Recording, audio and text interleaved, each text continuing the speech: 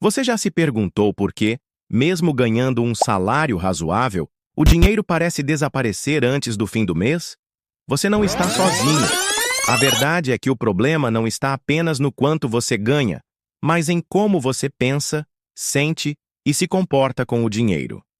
Existe um fenômeno chamado inflação do estilo de vida. No começo você ganha pouco e vive com pouco. Depois ganha um aumento e começa a gastar mais. Almoços fora, parcelamentos de roupas novas, assinaturas que você nem usa. E o dinheiro continua sumindo. É como um balde furado. Não importa o quanto você joga dentro, ele nunca enche. O erro está em ajustar os gastos automaticamente com base no que entra, sem controle.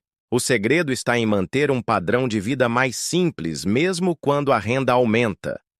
O problema não é ganhar pouco, é gastar tudo. O cérebro humano toma decisões financeiras no piloto automático. Você paga contas, compra coisas, faz escolhas no impulso. Não anota, não planeja, não revisa. No fim do mês, não sabe para onde o dinheiro foi, e isso é mais comum do que parece. A primeira mudança real começa com um hábito simples. Anotar absolutamente tudo que você gasta durante 30 dias.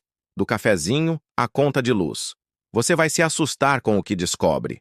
Porque quando a gente enxerga, a gente muda. Mas enquanto o dinheiro for invisível, os erros vão continuar. O cartão de crédito é uma armadilha elegante. Ele dá a falsa sensação de que você pode pagar depois, com calma. E aí entra o perigo. Quando você paga com dinheiro em espécie, seu cérebro sente a dor da perda.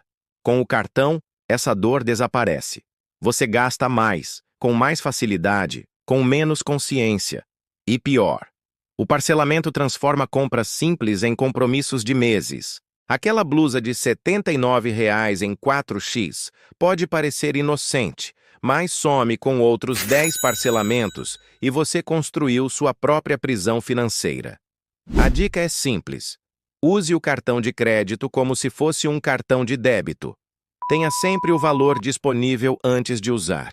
E nunca parcele por impulso. Pequenos gastos matam grandes orçamentos. Um café por dia. Um delivery desnecessário. Uma compra de R$ 19,90 no app. Sozinhos, eles parecem inofensivos, mas juntos formam uma avalanche. No final do mês, você percebe que o problema não foram grandes compras, mas os pequenos vazamentos diários. É como uma torneira pingando. Um pingo não faz diferença, mas pingando o dia inteiro você perde litros. O segredo é dar valor ao pequeno, rever assinaturas, reduzir pedidos por impulso, cortar o que não faz diferença real no seu dia. Isso não é viver em escassez, é viver com inteligência. Outro erro comum é viver no improviso. Você recebe, paga contas, e o que sobra, você gasta. Só que quase nunca sobra. E o mês seguinte repete o ciclo.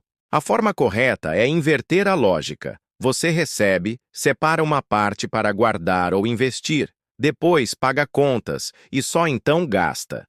Essa simples mudança coloca você no controle. Não é sobre economizar o que sobra. É sobre gastar o que resta depois de investir em você. Quem faz isso começa a ver o dinheiro se multiplicar, mesmo com uma renda modesta. Porque está respeitando um princípio poderoso: pagar-se primeiro. Um dos maiores problemas financeiros das pessoas é não conversar sobre dinheiro. Nas famílias, o dinheiro é tabu.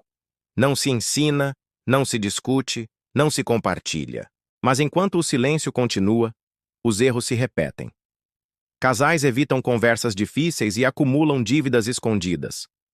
Pais não falam sobre finanças com os filhos e eles crescem cometendo os mesmos erros. É preciso quebrar esse ciclo.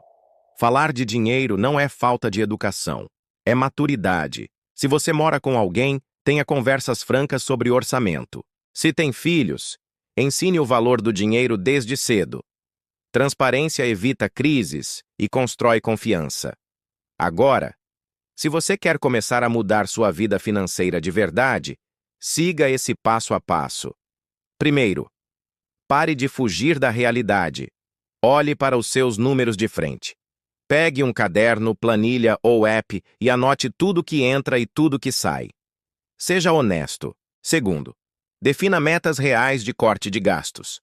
Não precisa viver como um monge, mas corte o que é supérfluo. Terceiro, crie uma meta.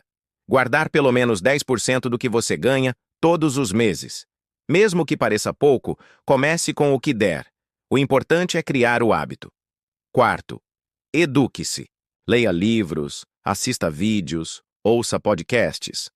Quanto mais você aprender, mais liberdade você terá.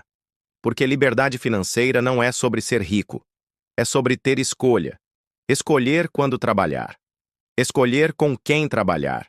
Escolher o que fazer com o seu tempo. Dinheiro não é só sobre matemática, é sobre comportamento, emoções e hábitos. E tudo isso pode ser transformado. Se você está cansado de terminar o mês no vermelho, de viver com ansiedade toda vez que abre o app do banco, saiba que dá para mudar. A mudança começa com um passo simples: consciência. Não importa quanto você ganha, importa o que você faz com o que ganha. Se você chegou até aqui, é porque está pronto para virar o jogo. Então curta, compartilhe e se inscreva aqui no canal. Toda semana, trazemos conteúdos que vão transformar sua relação com o dinheiro e com sua liberdade.